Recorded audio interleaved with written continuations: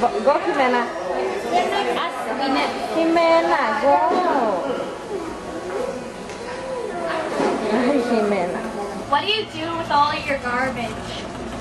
What do we do with the garbage? We have an extensive containers down underneath the floor of the mid-deck area, and we can open them up, and for used food and that sort of thing, it's a vented trash area. We call it the wet trash container, and you just shove it down in there and close up the door, and it's vented so you get rid of any odors from food and or any other kind of thing. Then you have dry trash, paper, things like that. It goes in another area. You can separate it out because you sometimes the wet trash gets fairly full.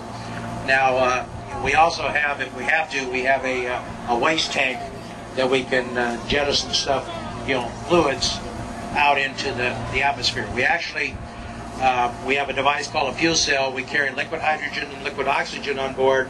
We combine those two to make electricity and to provide the power for the shuttle while it's in orbit. And the byproduct is water, and that's the water that we drink, and we add to our foods and whatnot. We actually produce more water than we can use, so it's in the waste tank, and we jettison water probably once a day, out into space. In fact, if you jettison it at night and you silhouette it with an arm, with a light off the RMS, a remote arm, and all of that water goes out and instantly freezes into 1,000 sparkling diamonds. It's a beautiful thing to see. So we try and always watch the water dump from the cameras down in space. Okay, next question right here. How fast did the shuttle go when it rolls off the land? How fast did the shuttle go? Well, it goes Mach 25, and for those of you not familiar with the term Mach, that's the speed of sound. So it goes up in space, it goes 25 times the speed of sound, or about 17,500 miles an hour, 300 miles a minute, or about 5 miles a second. I talked earlier about what the astronauts do and look out the window and watch the world go by. When you're looking down, even though you're way high up, if you want to take a picture of your hometown when you drive, fly overhead, you've got about 5 seconds to take the picture, and then it's gone. So you're really traveling up there. Okay, next question right here. When you're in the shuttle, how different does it feel when you go out and do a spacewalk? Space station. We currently have 3 people living on board the International Space Station right now. Mike Fink, Yuri Lonchakov, and Sandy Magnus. And Sandy's going to be brought back home, and we're going to drop off another astronaut, Koichi Okada, to take her place. We're listening out of the corner of our ear to the air-to-ground comm here. And all standard checks going on right now.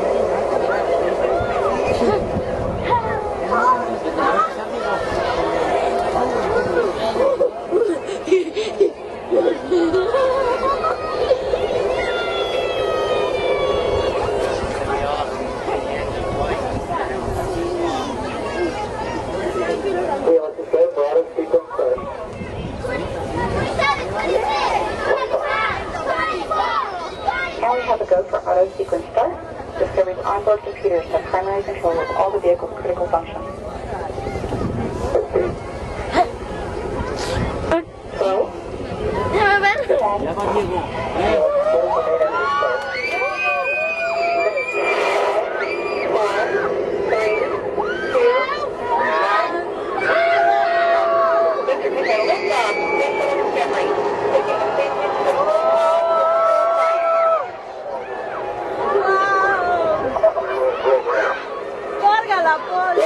Discovery.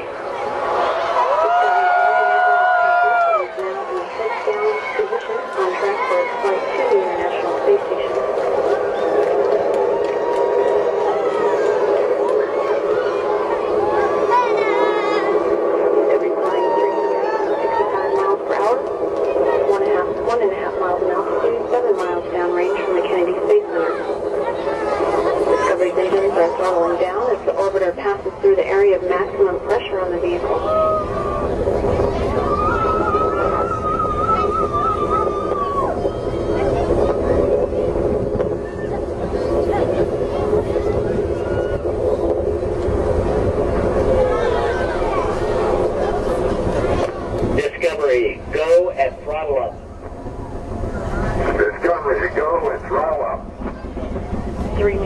Pilots on board are throttling back up.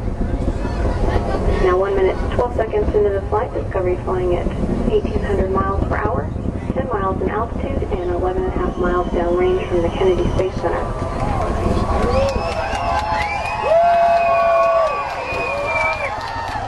At liftoff, the fully fueled shuttle, boosters, and external tank weighed 4.5 million pounds. The total thrust at launch was 6,425,000 pounds. All systems continue to function well. 3 good main engines, 3 good power generating fuel cells, and 3 good auxiliary power units for the hydraulic system. We'll now stand by for burnout and separation of the solid rocket boosters. Combined, the twin boosters provide 5.3 million pounds of thrust to propel the orbiter towards space.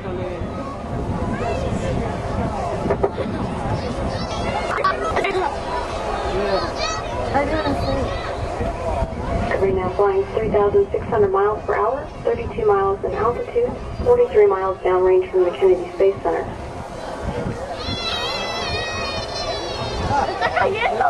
Sí, ya están los solid rocket.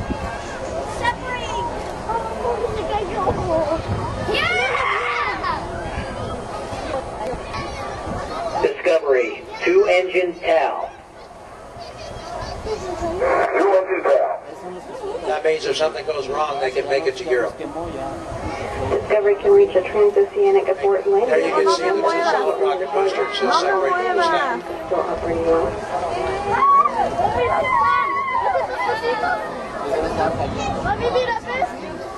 Sí. Discovery now flying at 4,300 miles per hour, 48 miles in altitude, and 83 miles downrange from the Kennedy Space Center. No me muevas, Diego. Que suéltame.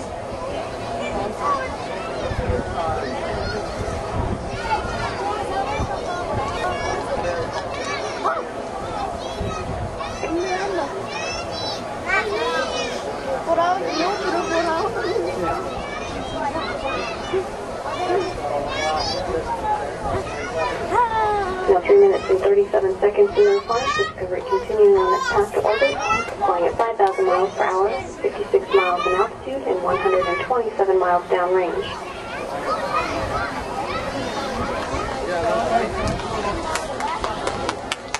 Okay. Discovery, negative return. Discovery copies, negative return. Discovery is now flying too high and too fast to leave the landing facility in the event of an engine failure.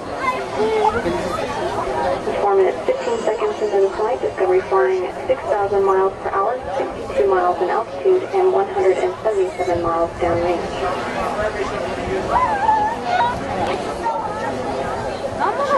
Single engine ops 3. Single engine ops 3. Discovery could conduct a transatlantic abort.